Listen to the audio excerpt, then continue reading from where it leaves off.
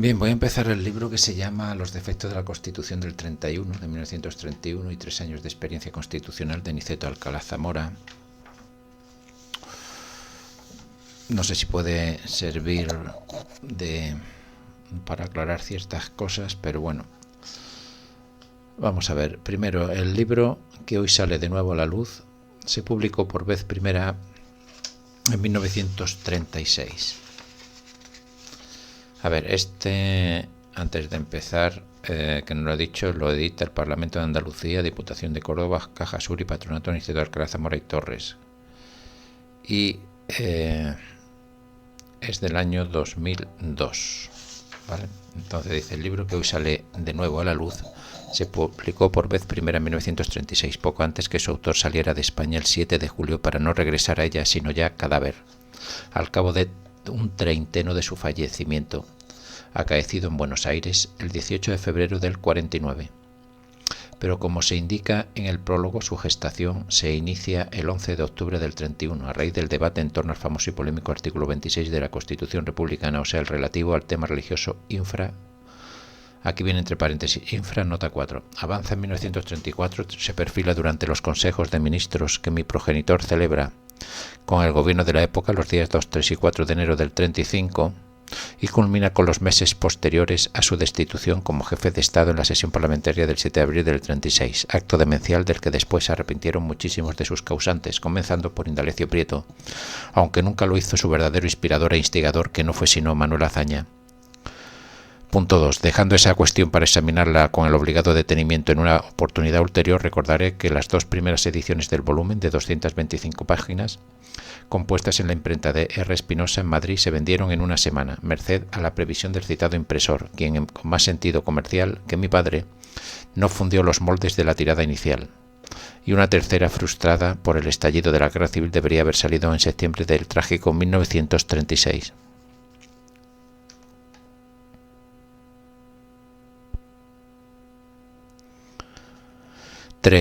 Punto 3. Los defectos de la Constitución del 31 es obra que responde con absoluta fidelidad a su título. Trátase, en efecto, del inventario y avalúo de los errores y fallas que en su momento advirtió con clarividencia que ningún otro político de la República alcanzó ni de lejos, quien la vivió y sintió con mayor intensidad que nadie durante los 5 años que encabezó aquella, sirviéndola con la más escrupulosa lealtad pese a las deficiencias que a cada paso iban mostrando en su funcionamiento la ley fundamental. Por consiguiente, el libro no es un comentario a la manera de los muy valiosos que a la Constitución de 1931 consagró don Nicolás Pérez Serrano o a la vigente don Luis Sánchez Agesta. Aquí hay una noticia a saber de la Constitución Española, 9 de diciembre del 31, antecedentes, texto comentado en Madrid, 1932, véase también Posada, la Nouvelle Constitución Espagnole, y de el sistema político de la Constitución Española del 78, ensayo de un sistema, 10 lecciones sobre la Constitución del 78. Ni tampoco una historia política de la Segunda República, aun cuando proporciona inapreciables enseñanzas para que algún día, cuando se hayan serenado por completo las pasiones, se escriba acerca de ella. De ahí que, en contra de alguna sugerencia que se me hizo, esta edición póstuma no contenga ni una cronología de los hechos y acontecimientos más importantes que tuvieron lugar durante la República, ni la composición y fechas de duración de las 3 sucesivas cámaras de diputados republicanas, ni por último la lista de los diversos gobiernos de la época. Tales suplementos habrían apelmazado sin ventaja alguna la lectura del texto que se reimprime. Por tanto, según apareció en 1936, sin más que estos 3 cambios: A. El texto íntegro de la Constitución del 31, que entonces se incluyó al final del capítulo 2, páginas 21 a 40, actualmente integra el apéndice con objeto de no romper la continuidad expositiva del conjunto. B. Tanto el prólogo como los 22 capítulos de la obra llevaban epígrafes intercalados que, dichos subsisten en la presente edición, pero que ahora se han incorporado como sumarios al frente de cada uno de aquellos, así como al sumario general, con el propósito de facilitar la localización de las diversas cuestiones abordadas, y C. mediante corchetes en el caso de pequeñas aclaraciones, o valiéndome de notas marcadas con números para distinguirlas de las del autor, registradas con asteriscos. En el supuesto de puntualizaciones más largas, se dilucidan los pasajes que en 1936 no suscitaban dudas, pero que 45 años después supongo que es originarlas, a los lectores del 81. Aquí hay una nota y dice: sigo aquí la misma pauta que apliqué el año pasado a la reimpresión de su discurso del 13 de abril del 30. Dice 4. Los defectos de la Constitución del 31 enlazan con otras varias publicaciones de mi padre, ante todo con su célebre discurso del 13 de abril del 30 en el Teatro Apolo de Valencia, declarándose republicano.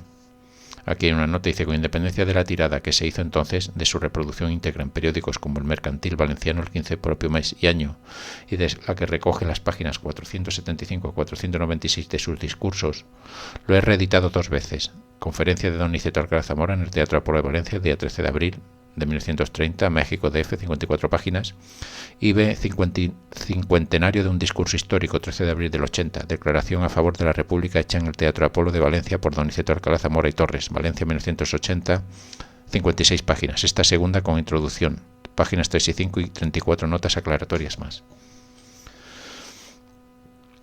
Bien, entonces ante todo, el célebre discurso decía en el que se suscitó ya 2 de los problemas que se examinan en el volumen del 36, es decir, el religioso y el de la Cámara Única. Después los discursos que pronunció en las Cortes Constituyentes en número de 12, principalmente los que mediante nota menciono. Luego, el que como presidente, que era entonces de la Academia de Jurisprudencia y Legislación, dedicó a exponer las repercusiones de la Constitución fuera del derecho político. Aquí viene nota: discurso leído en la sesión inaugural del curso 31-32 el día 26 de noviembre del 31 anterior, pues en unos días al de la promulgación de la ley fundamental, reimpreso en el tomo de sus discursos. Junto a ello, los 3 artículos de revista escritos en francés en los primeros años de su exilio, Les causes constitucionales, bueno, está en francés, y ya en América el libro Régimen político de convivencia en España, lo que no debe ser y lo que debe ser. Buenos Aires, Editorial Claridad. 241 páginas más 6 del índice.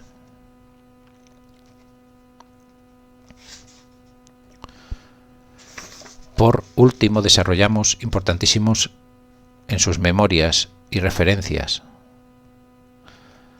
A ver, un momento. Lo que no debe ser y lo que no, lo que no debe ser y lo que debe ser. Por último, desarrollos importantísimos en sus memorias. Aquí hay otra nota, dice: segundo texto de mis memorias, Barcelona, Editorial Planeta. El transcrito subtítulo revela que las que redactó en España antes de la Guerra Civil no llegaron a publicarse, ya que fueron sustraídas de la caja fuerte que se custodiaba en la agencia de Crédit Lyonnais de Madrid en julio del 36, sin que las reiteradas gestiones que sus hijos venimos realizando desde hace años cerca de quienes se adueñaron de ella, a saber, los comunistas del hoy melifluo y palaciego Santiago Carrillo, para recuperarlas haya prosperado. No formuló una imputación gratuita, ya que importantes fragmentos de las mismas, acompañados de acotaciones groseras e injuriosas para mi padre, fueron dados a conocer en el periódico comunista La Hora, que se imprimió en Valencia durante la contienda. Prosecución de esas primitivas memorias lo eran los 2 suplementos igualmente sustraídos con ellas por los mismos amigos marxistas de lo ajeno, recuerdo de la victoria republicana y el dietario de un presidente, impresiones anotadas día por día desde el 11 de diciembre del 31 al 8 de abril del 36. Y por aquello de que los extremos se tocan, cuando apareció la segunda versión de las memorias, el filofascista o fascista sin filo, José María Gil Robles, las tildó de apócrifas en entrevista concedida a Blanco y Negro, requerido por mí desde la propia revista el 7 de junio de 77, para que aportase pruebas de su temeraria afirmación o bien para que se retractase. Falleció años después sin hacerlo uno ni lo otro. Por lo visto, quienes se consideraban monopolizadores del catolicismo disponen de bula para eludir el precepto del decálogo que prohíbe levantar falsos testimonios y mentir. Bien, continúa, dice, pero dice referencias en varios de los números o artículos de la prensa que redactó en El Destierro. Otra nota aquí: salvo error u omisión, fueron 536, distribuidos así: en Francia, en los periódicos de París; en Argentina, en los diarios de Buenos Aires, y en la prensa, La Nación, tal, vale. Pero por encima de cualquiera de esas publicaciones, el antecedente inmediato de los defectos lo fue el informe que durante los días 2, 3 y 4 de enero del 35 presentó al Congreso de Ministros bajo el título de 3 años de experiencia constitucional, que hoy se imprime por primera vez y que, como el autor manifiesta, fue la base del volumen reeditado por Civitas. Aquí hay otra nota, dice en el prólogo de la obra, bajo los epígrafes, cómo se ha ido formando este libro y criterio... Vale. En ese informe se propugnaba la reforma de la Constitución del 31, tras haberla vivido como presidente de la República a lo largo del trienio 32, 33 y 34, salvado dicho trabajo en circunstancias singulares. Su enfoque y su tono son bien distintos de los del volumen aparecido en el 36, a que lo formuló como jefe de Estado que se dirigía al gobierno, mientras que este se puso en circulación cuando había dejado de serlo y la presidencia de la República la detentaba hazaña. 5. Habría sido convenientísimo reeditar los defectos de la Constitución del 31 en 1977, porque su lectura hubiese proporcionado entonces provechosas enseñanzas a los constituyentes del 78, forjadores de la, a mi entender, peor ley fundamental de nuestra historia, según demuestran sus desastrosos resultados. Por desgracia, el mencionado saqueo de la casa paterna determinó que hasta hace poco no dispusiese de un ejemplar prestado, además por un amigo para fotocopiarlo, pero como la Constitución actual reclama con urgencia reformas esenciales en numerosos artículos, confío en que para esa ineludible tarea, si es que antes no se produce el naufragio, la consulta del libro de mi padre preste en 1981 los inestimables servicios que, de haber sido escuchados a tiempo sus advertencias y consejos, habría logrado en 1936, evitando a España la catástrofe de la Guerra Civil. 6. Como síntesis de los elevados sentimientos que inspiran los defectos de la Constitución del 31 y su antecedente a este volumen, incorporo 3 años de experiencia constitucional. Cerraré esta advertencia con la transcripción de 3 pasajes de otros tantos textos suyos. Un pensamiento encontrado entre sus papeles a raíz de su muerte, carente de fecha, pero escrito casi seguramente después del 39. Su testamento político y el párrafo primero de la dedicatoria puesta al frente de su mencionado libro Régimen de Convivencia, que dice así: la República vencedora el 12 de abril y proclamada el 14 fue la República de todos los españoles. Olvidarlo la perdió y recordarlo lo salvará.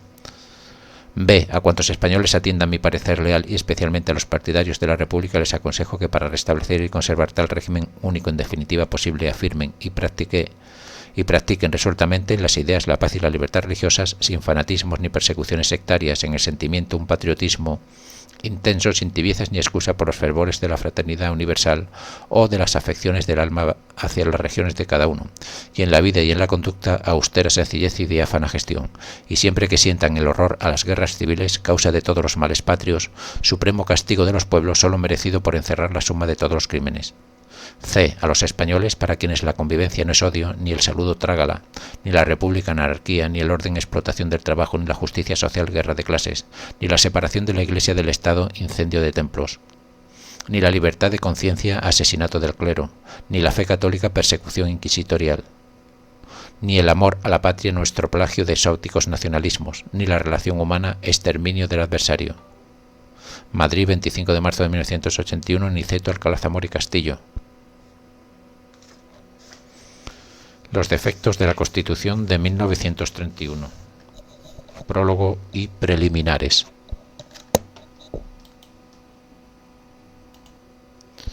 Sumario. Lo que le aguarda a este libro, cómo se ha ido formando este libro, criterio inspirador del estudio, motivos para la publicación y últimas advertencias. Dice: lo que le aguarda a este libro. Será mal recibido. Bueno, aquí hay una nota, dice: Véanse en efecto la nota inicial del capítulo 15, suspensión de sesiones de Cortes, y la colocada al final del 20, prórroga de presupuesto. Bueno, lo que la guarda en exterior será mal recibido, y su autor lo sabe, por las derechas y por las izquierdas. Censurarán unos y otros cuanto les duela, como crítica de su conducta, freno de sus excesos o corrección de sus extravíos, y no agradecerán la misma labor cuando se enfrenten con sus adversarios, porque entonces la creerán tributo debido al acierto de su propio significado, y en la templanza de mis juicios verán pago deficiente y reconocimiento mermado de lo que crean su derecho. No dejar contentos ni a unos ni a otros fue el sino de mi mandato y será el de mi libro, tal vez por algo más fuerte que el sino, por la voluntad propia puesta al servicio del deber. El camino de este me lo tracé, procurando no extraviarme en ninguna de las dos direcciones. De que iban bien, tuve confirmación pronta a cada paso al escuchar los gritos y agravios con que cada uno me advertía, que no me aproximaba a su lado y que no me emparejaba con los suyos, que no recorría la senda por donde quisiera llevarme. Al poco rato y a veces simultáneamente, el mismo alboroto, idéntica ira desde el otro lado, me tranquilizaban, evidenciando que seguía la ruta derecha, la única que quise y debía trazarme. Al recobrar la libertad de expresión, no puedo romper ya el hábito que con huella trascendental e imborrable me fijaron años decisivos en la cumbre de la vida oficial y doblado ya hace tiempo el cabo,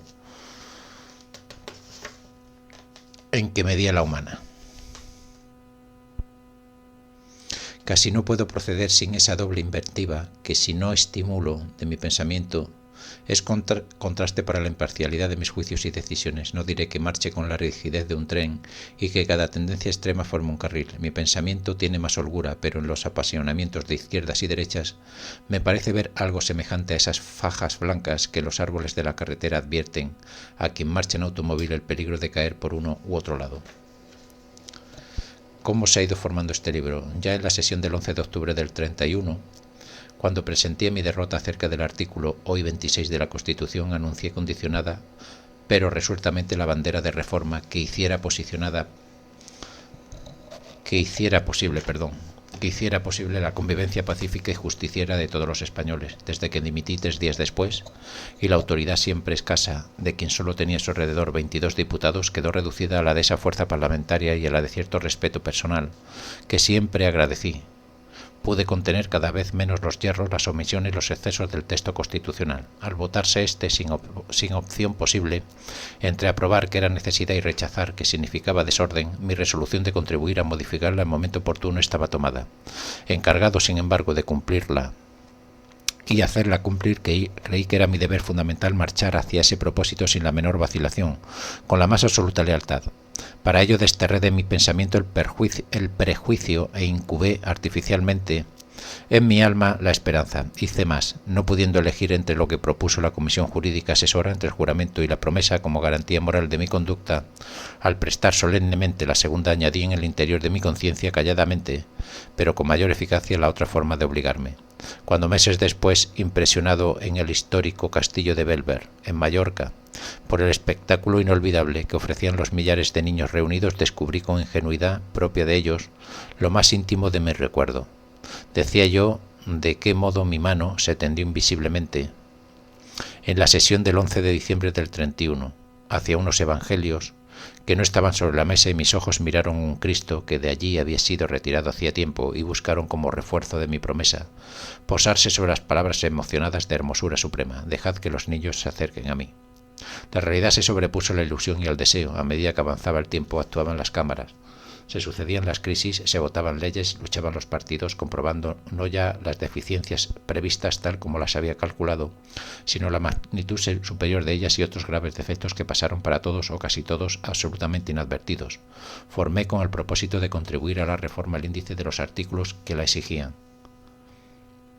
Hice de todo ello exposición ante el gobierno en el Consejo de los días 2, 3 y 4 de enero del 35, al aproximarse la fecha en que desaparecía el obstáculo numérico más importante para la reforma, o sea, la exigencia de los 2/3 de votos en la Cámara.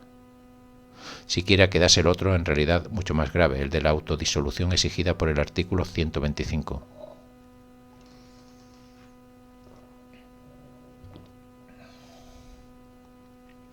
Aquellos 3 consejos de ministros son el antecedente más inmediato del presente estudio. He ampliado, sin embargo, las reflexiones por mi propia iniciativa y ante otras que aumentaban, contradecían o alteraban la propuesta. Hay, por tanto, y en ocasiones lo indico en este libro, resúmenes de exposiciones hechas en distintos tiempos ante el Consejo de Ministros reunido.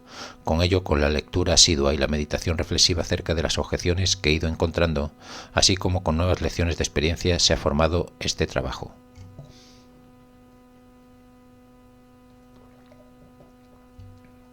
Criterio inspirador del estudio. Cuando el día 2 de enero del 35 comenzaba mi exposición ante el Consejo de Ministros, llamé a aquel trabajo base de 3 años de experiencia constitucional. Quise indicar claramente con ello la que se hace una Constitución nueva o se revisa totalmente, y los de reforma limitada siempre en su tendencia, por amplia que pueda ser en su extensión. Los primeros son los de la lucha, de vencedores y vencidos, de gritos de júbilo y quejas amargas. Los segundos deben ser lo de convivencia, de paz. Importa en estos un resultado duradero, y ciega en los otros el entusiasmo, muchas veces el odio, que procura y consigue victorias completas no recomendables, nunca duraderas, jamás eficaces.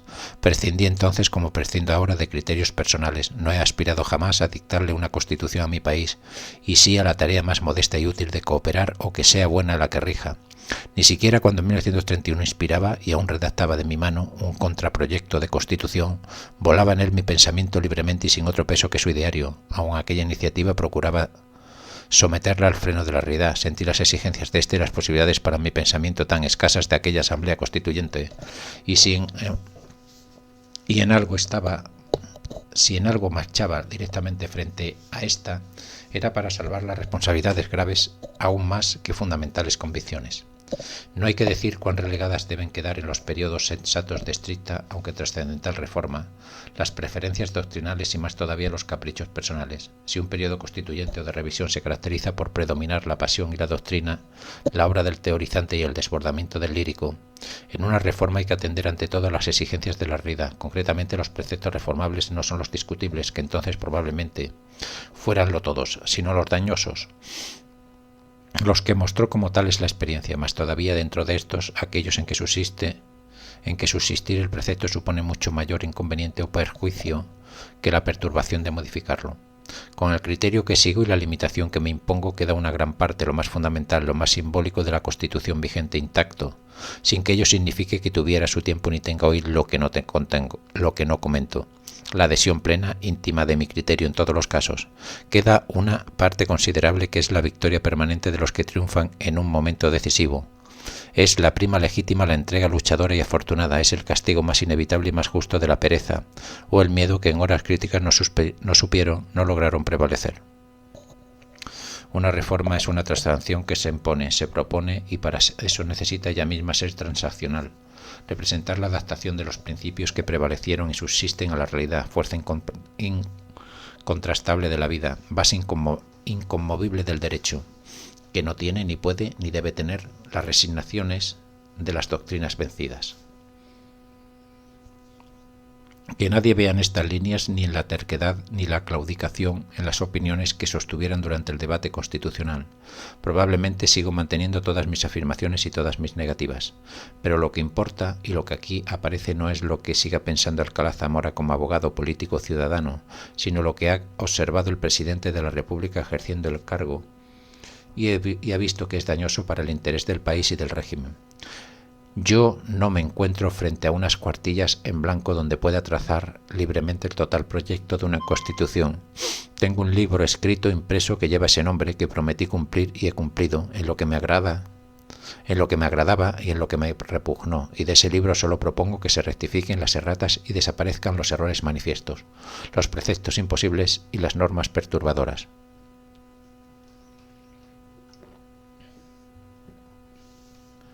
Motivos para la publicación. Ese libro, a que me refiero, sea la Constitución, se concretó materialmente en uno pequeño que he llevado siempre conmigo durante el mandato. Al cabo de leerlo tantas veces y de consultarlo con frecuencia aún después de aprendido de memoria, la piel de la encuadernación llevó roces y casi desgarrones. No he llegado a arrancarle tiras a esa piel, como han procurado arrancarlas de la mía los partidos a quienes no podía otorgar el disfrute del poder o tenía que retirarles las riendas de la administración.